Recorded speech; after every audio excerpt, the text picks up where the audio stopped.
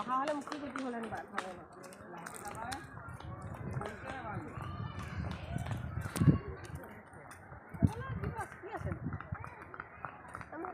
আগতে গৈছে কি আছে জনস্তি আছে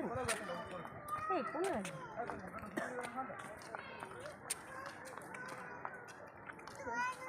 এইফালে যোৱা এইফালে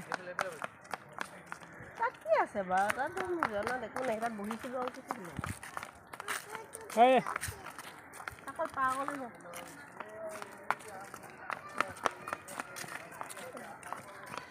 তাত গছ এটা পৰিলে আৰু ঘৰটো ভাঙিলে